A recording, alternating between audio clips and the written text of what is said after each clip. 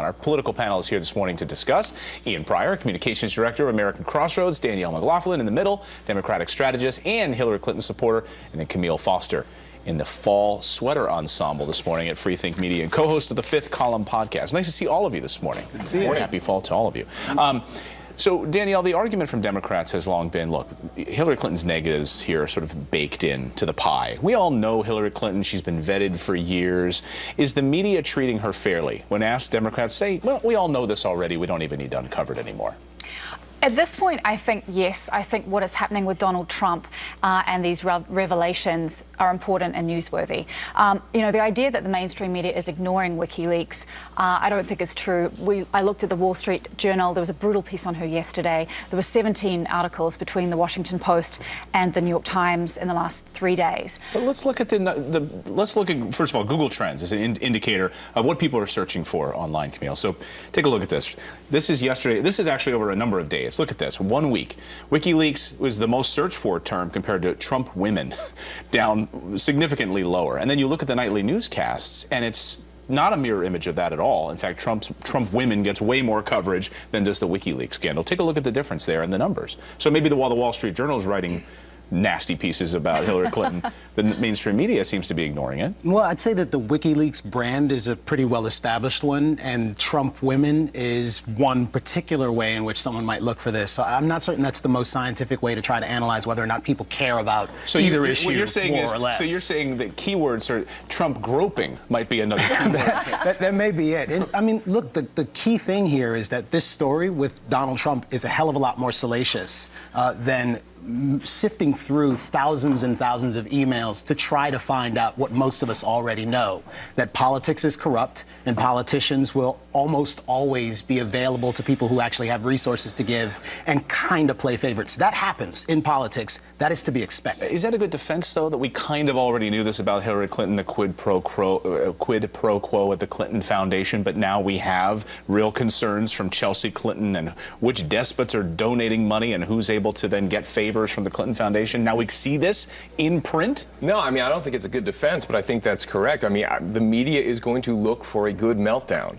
And what they see is Donald Trump, his poll numbers sinking, and they see a meltdown, and there's blood in the water. And then I think, look, the mainstream media is implicitly biased, and now you're seeing that become explicit. And I go back 4 years ago when Mitt Romney accidentally said binders full of women instead of binders full of women's resume, and there was a collective freak out in the media, and they made him out to be, well, Donald Trump, basically. And now you're seeing, well, now you have Donald Trump, and they're just going to go with that until the election, unless there's a smoking gun that comes out in one of Hillary's emails that confirms that the FBI was wrong or that the investigation was tainted.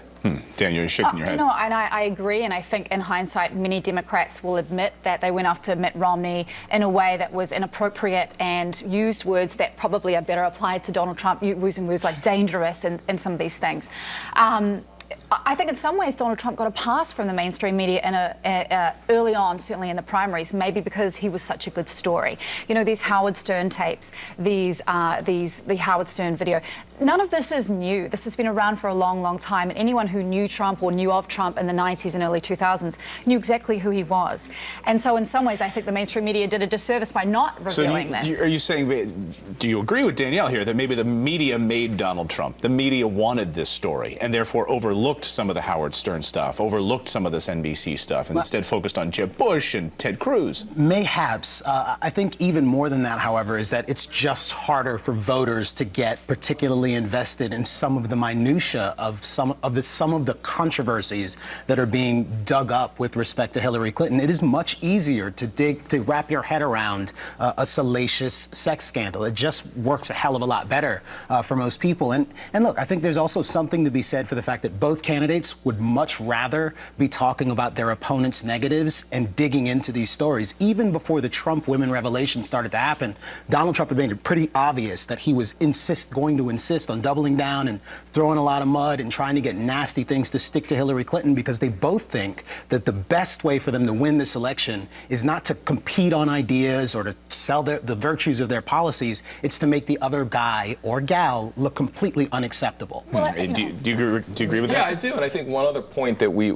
shouldn't left unsaid is that the Clinton operation is not so much a temporary campaign. It is a political machine. The people that are working there have been working in politics for years. They've been dealing with the press for years, maintaining those relationships, as we see from these WikiLeaks emails. So you're going to have a professional operation that's pushing these stories on a willing press versus Donald Trump, who really is a startup campaign. It's going to be easier for the Clinton team to get traction with their stories because of those pre-existing relationships than it is for Trump to get his stories written and his stories covered in the same way. Final word? I have to say that there has been nothing from the Clinton camp about these Donald Trump revelations. As this tape was coming out from NBC, Clinton was out there talking about climate change with Al Gore. She was out there releasing a national service plan. So I think she is, and obviously I'm a supporter, but she has been hewing to issues in a way that I think is substantial. She also goes dark when it's convenient for her. So she knows, hey, if you're shooting yourself in the foot, step back. Let Trump be Trump. Right, exactly. Guys, great to see you this morning. Thanks so much for our political panel. We appreciate it.